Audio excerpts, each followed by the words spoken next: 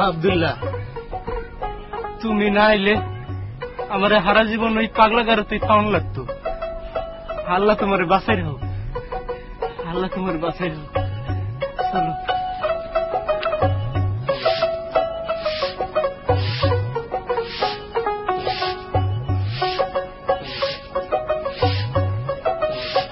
চাচা, এই যে চাষি, আমরা এবার আসি। আসসালামু আলাইকুম।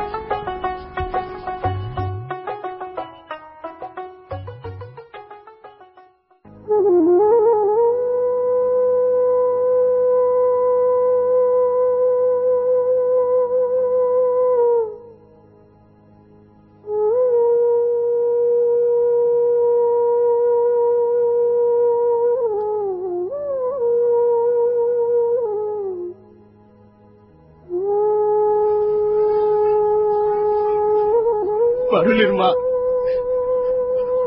আমি পাগল না, আমি পাগল না। আমার প্রাণপ্রিয় গ্রামবাসী ভাইরা, আসসালামু আলাইকুম। এই সেই আরশিনগর, যে আরশিনগরে দাঁড়িয়ে এর আগে বহুবার হকের পথে, দ্বীনের পথে, শান্তির পথে তথা আল্লাহ ও রসুলের পথে আপনাদেরকে অনেকবার আহ্বান করেছি। কিন্তু দুঃখের বিষয়, গ্রামবাসীর অনেক লোক আমার এই ডাকে তখন সাড়া দেয় নাই। সাড়া দিয়েছে ওই ধোঁকাবাজ, চরিত্রহীন, মিথ্যুক, আদর্শহীন ওই কলিম মেম্বারের ডাকে।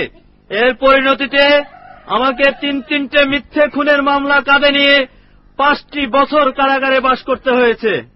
আমার পিতাকে নির্মমভাবে খুন করা হয়েছে। আমার মা জননী কেঁদে কেঁদে অন্ধ হয়েছে। এরপরেও আমার দুঃখ থাকতো না। কিন্তু আমি এসে দেখলাম ওই আবেদ চাচার ফুটফুটে মেয়ে পারুলকে ধর্ষণের পরে নির্মমভাবে হত্যা করা হয়েছে।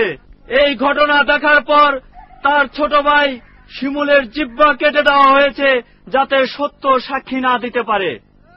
ভাই সব, আমি জানি আজ আপনারা কত অসহায়, আপনাদের বুকে কত হাহাকার, আপনারা কত নিষ্পেষিত ও নির্যাতিত। আপনারা কি এর থেকে মুক্তি পেতে চান? যদি তাই চান, তাহলে আপনাদেরকে এক হতে হবে এবং নেক হতে হবে। আর এই এক এবং নেক হওয়ার জন্য সর্বপ্রথম যে কাজটি করতে হবে তা হল আকিমুস সালাত, অর্থাৎ এই সমাজে নামাজকে প্রতিষ্ঠিত করতে হবে। যে সকল ভাই ও বোনের উপরে নামাজ ফরজ হয়েছে তাদেরকে অবশ্যই আজ থেকে 5 ওয়াক্ত নামাজ জামাতের সাথে আদায় করতে হবে। আর এর জন্য প্রয়োজনীয় ব্যবস্থা এই আরশিনগর সকল ভাই ও বোনকে কম বেশি গ্রহণ করতে হবে। আমি দেখতে চাই এই আরশিনগরে এমন কোন মুসলমান পাওয়া যাবে না যাদের উপরে নামাজ ফরজ হওয়া সত্ত্বেও নামাজ আদায় করে নাই। ভাই সব, আপনারা সবাই নামাজ পড়তে দেখেছেন, কিন্তু নামাজের বিপ্লবী রূপ দেখেননি।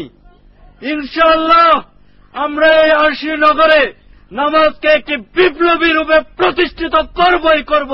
বিপ্লব বিপ্লব নামাজের বিপ্লব, বিপ্লব বিপ্লব নামাজের বিপ্লব।